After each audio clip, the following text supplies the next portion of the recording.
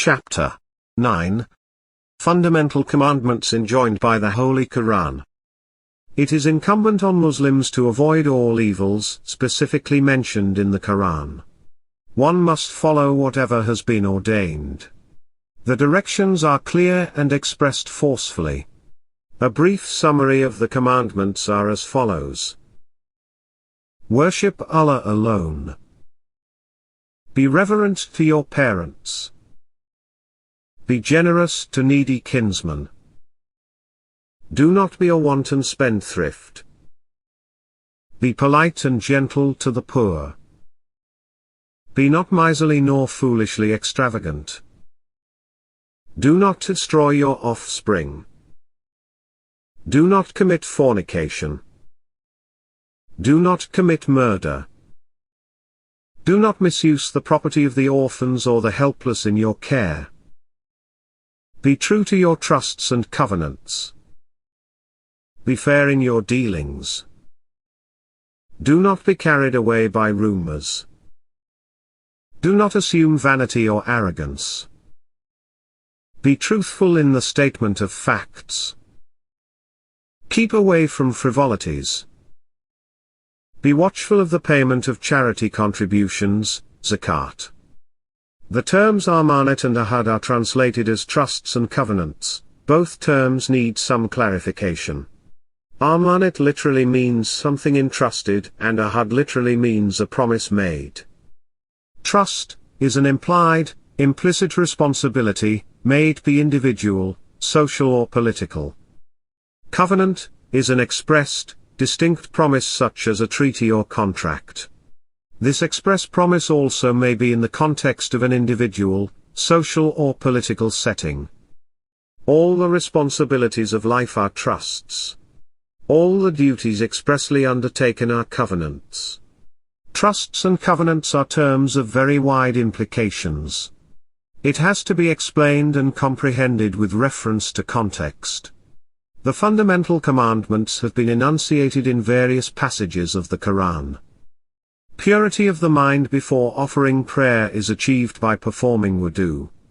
Wudu or ablution is necessary for prayer, it has to be performed in a state of perfect purification. A fresh ablution has to be performed after the call of nature, after a doze or on passing wind or water. One must start with a clear intention, then say Bismillah, in the name of God. The manner in which ablution should be performed is as follows. Firstly, wash both of your hands. Begin with using your left hand to wash your right hand all the way up to the wrist. Do this for a total of 3 times. Next, use your right hand to cup some water and rinse your mouth 3 times. Then, rinse your nose 3 times.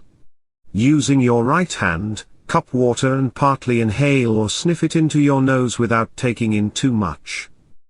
Next, wash your entire face with water. Cup water in your hands and wash your face beginning with your forehead, bringing the water down to your jawline, and finishing at your chin. Next, washing the arms. Begin with washing your right arm first, from the tips of your fingers to just above your elbow. The entire arm should be wet, leaving no dry parts. Remember to repeat each of the steps 3 times. Next, clean your head. This act is known as masa, ritually cleaning your head with a small amount of water. You would want to wet your hands, shaking any excess water away. Next, wipe your hands through your hair forwards and backwards. Finish by cleaning your ears, from the inside and the outside. Lastly, washing of the feet.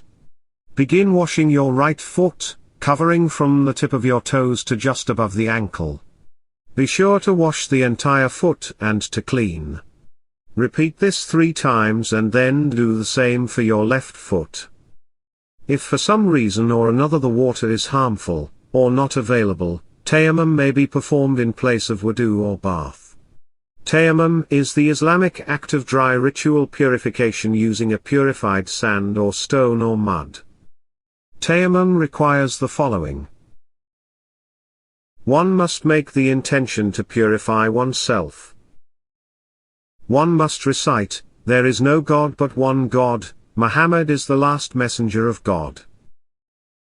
Saying these words, one has to press the palms of the hand over a dusty or sandy piece and rub the face with the dusty palms. Then, pass the dusty palms over the arms up to the elbow. Wudu and tayammum are symbolic functions of seeking purification. If water is available, one must take a bath or make ablution when needed.